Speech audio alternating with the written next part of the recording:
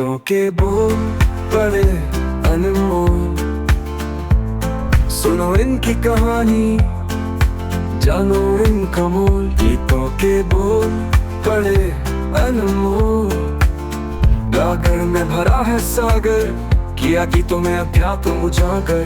गीतों के बोल बड़े अनमोल। नमस्कार और आप सबका हार्दिक अभिनंदन। स्वागत है आपका विश्व शांति दर्शन में। ज्ञान विज्ञान और अध्यात्म से परिपूर्ण इस चैनल के जनक हैं विश्वधर्मी प्रोफेसर डॉक्टर विश्वनाथ दा कराड़।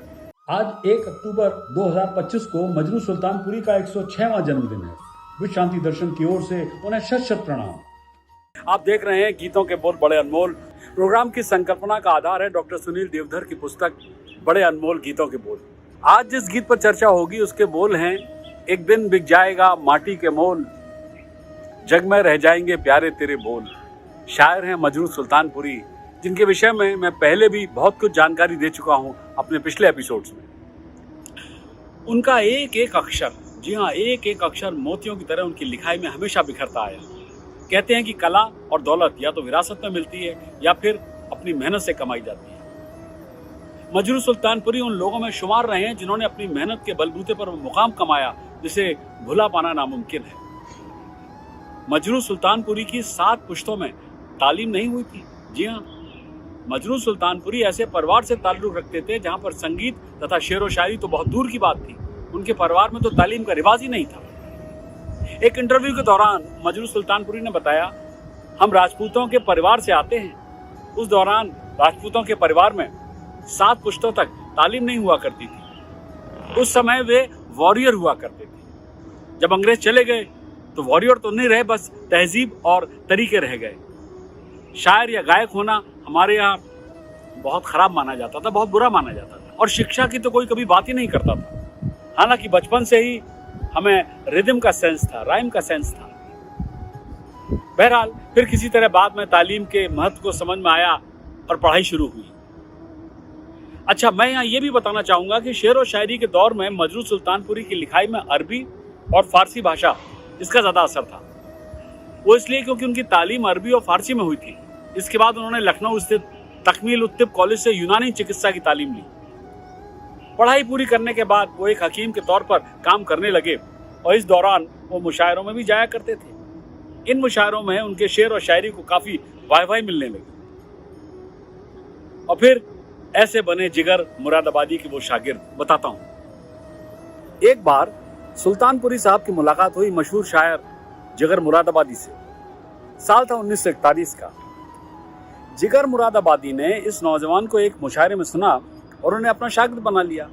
और फिर क्या था, सुल्तानपुरी साहब ने हकीम का काम छोड़ा और अपना पूरा समय शेर और शायरी को देने लगे। जिगर मुरादाबादी के शागिर्द होने का उन्हें सौभाग्य मिला और फिर काफी समय तक मजनू सुल्तानपुरी की लेखनी में जिगर मुरादाबादी का असर दिखता रहा। इस बीच मजनू सुल्तानपुरी एक बार एक मुशायरे के लिए बंबई आए। उन्हें इस मुशायरे में काफी सराहना मिली। जी हाँ, इस मुशायरे में उस जमाने के नामी फिल्म निर्माता और निर्देशक अब्दुल रशीद कारदार भी आए थे, यानी AR कारदार। कारदार को भी मजनू सुल्तानपुरी के शेर और नज्म पसंद आई। उन्होंने तभी सुल्तानपुरी के सामने ये पेशकश रख डाली कि आप मेरी फिल्म के गाने लिखेंगे। हालांकि उस समय मजनू सुल्तानपुरी ने इनकार कर दिया। उन्हें लगता था कि फिल्मों में गीत लिखना अच्छा काम नहीं है। तो अब बताता हूं आपको कैसे मिले उनको पहली फिल्म शाहजहां। अब देखिए ना, ये भी तो एक पैराडॉक्स ही है कि जिस शख्स को फिल्मों में गीत लिखने का काम अच्छा नहीं लगता था, उसने हिंदी फिल्मों में ऐसे गीत दिए जो आज भी लोगों के दिलों पर छाए हुए हैं, राज कर रहे हैं। तो आज ऐसे ही एक गीत में ढूंढेंगे अध्यात्म, जिसके बोल हैं, एक दिन बिक जाएगा माटी के मोल, जग में रह जाएंगे प्यारे तेरे बोल, और फिल्म का नाम है धर्म करम। गीत को हमारे लिए स्वरबद्ध किया है ज्ञानेश भंडारकर जी ने। चर्चा में मौजूद हैं डॉक्टर सुनील देवधर और डॉक्टर डॉली आवटी। आप देख रहे हैं गीतों के बोल बड़े अनमोल। गीतों के बोल बड़े अनमोल। हाय फ्रेंड्स, वेलकम टू विश्व शांति दर्शन चैनल। आप देख रहे हैं प्रोग्राम गीतों के बोल बड़े अनमोल और एक बार फिर हमारे साथ स्टूडियो में जुड़े हुए हैं सुनील देवधर जी। स्वागत है सुनील देवधर जी। नमस्कार। तो सुनील जी, सुनते हैं आज का गीत। जरूर। एक दिन बिक जाएगा माटी के मोल, जग में रह जाएंगे प्यारे तेरे बोल। एक दिन बिक जाएगा माटी के मोल, जग में रह जाएंगे प्यारे तेरे बोल। दूजे के होठों को देकर अपने गीत, कोई निशानी छोड़ फिर दुनिया से डोल। एक दिन बिक जाएगा माटी के मोल, जग में रह जाएंगे प्यारे तेरे बोल। ला ला ला ला ला ला ला ला ला ला ला। अनहोनी पथ में कांटे लाख बिछाए, होनी तो फिर भी बिछड़ा यार मिलाए। अनहोनी पथ में कांटे लाख बिछाए, होनी तो फिर भी बिछड़ा यार मिलाए। ये बिरहा ये दूरी दो पल की मजबूरी, फिर कोई दिल वाला काहे को घबराए। तरम पम धारा तो बहती है मिलके रहती है, बहती धारा बन जा फिर दुनिया से डोल। एक दिन बिक जाएगा माटी के मोल, जग में रह जाएंगे प्यारे तेरे बोल। ला ला ला ला ला ला। सुनील जी, गीतकार मजरू सुल्तानपुरी जी इस गीत के माध्यम से बड़ी गहरी बात कहते हैं। जी, हम किसी के सुख का कारण नहीं बन सकते, तो कोशिश करें किसी के दुख का कारण भी ना बने। जी। और जितना हो सके दूसरे के जीवन में उजाला कर जी। सके।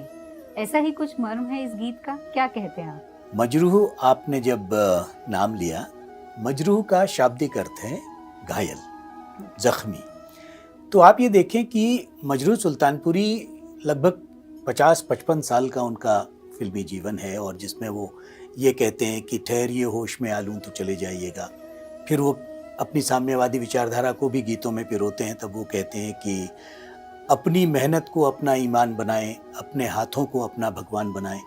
और फिर वो इस गीत की चर्चा करते हैं जिसमें वो कहते हैं एक दिन बिक जाएगा माटी के मोल, जी। जग में रह जाएंगे प्यारे तेरे बोल। तो जो आपका प्रश्न है, तो निस्संदेह गीतकार की मंशा तो यही है, क्योंकि गीतकार एक ये भी विश्वासपूर्वक कहता है कि अनहोनी और होनी की बात करता है। जैसे तुलसीदास कहते हैं कि होनी तो होके रहे, अनहोनी न होए, तुलसी भरोसे राम के निर्भय होके सोए। तो गीतकार क्या कह रहा है? गीतकार कह रहा है कि होनी तो होगी, अनहोनी नहीं होगी। तो वो जो अनहोनी नहीं होगी, तो इसका मतलब ये है कि वो होनी होनी है, जो कि बहुत ही विधायक या सकारात्मक है, उसे आप होनी कहें। तो वो बिछड़ा यार मिला देती है क्योंकि वो होनी है। तो यहाँ एक बात और है कि जब वो बयार की बात कर रहे हैं, तब वृंद कवि जैसा कहते हैं कि जैसी चले बयार तब तैसी दीजिए ओट। यानी कि आपको धारा के साथ भी कभी कभी बहना होता है, और जब आप धारा के साथ बहते हैं तो आप अनहोनी नहीं होने देते हैं। जी, बहुत खूब कहा है सुनील जी। सुनते हैं आगे की पंक्तियां। पर्दे के पीछे बैठी सावल गोरी, थाम के तेरे मेरे मन की डोरी। पर्दे के पीछे बैठी सावल गोरी, थाम के तेरे मेरे मन की डोरी। ये डोरी ना छूटे, ये बंधन ना टूटे, भोर होने वाली है अब रहना है थोड़ी। तरम पम सर को झुकाए तू बैठा क्या है यार, गोरी से नैना जोड़ फिर दुनिया से डोल। एक दिन बिक जाएगा माटी के मोल, जग में रह जाएंगे प्यारे तेरे बोल। दूजे के होठों को देकर अपने गीत, कोई निशानी छोड़ फिर दुनिया से डोल। एक दिन बिक जाएगा माटी के मोल, जग में रह जाएंगे प्यारे तेरे बोल। ला ला ला ला ला ला। तो सुनील जी, क्या गोरी प्रतीक है ईश्वर का, या गीतकार प्रेम के माध्यम से हमें ईश्वर तक पहुंचने की राह बता रहे हैं। क्या अर्थ निस्संदेह है इन लाइनों का? अच्छा प्रश्न है आपका। और सांवल गोरी शब्द ने चमत्कार भी किया है, क्योंकि सांवल गोरी कहा है। तो अगर हम ये कहें कि सांवलापन क्या है, थोड़ा सा प्रतीक है अंधकार का, और गोरा क्या है तो प्रतीक है उजलेपन का। तो जो हमें दिखाई नहीं देता और जो डोर हमारी थामे है वो है सांवल गोरी।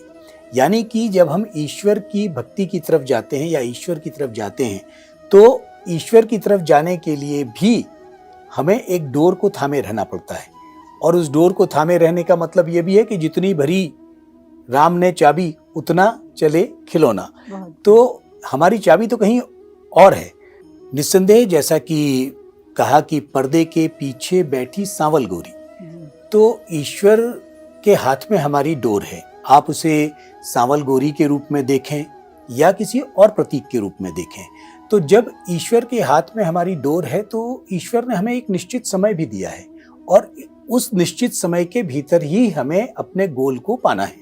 और हमारा गोल क्या है अंत में, कि हम उसे पाना चाहते हैं। तो जब हम उसे पाना चाहते हैं तो हमें जो निश्चित समय मिला हुआ है उस समय को ही हमें अचीव करना है। और यही वो बात है कि उससे हमारी डोर न छूटे, उससे हमारा नाता न टूटे, उससे हमारा बंधन न छूटे। तो जब ये सांवल गोरी वाली बात है, तो ये सखी संप्रदाय में जैसे ईश्वर के प्रति हम एक लौकिक भावना से प्रेमी और प्रेमिका को देखते हैं, उसी तरह से सूफी का भी एक मत है जहाँ ईश्वर एक महबूब हो जाता है।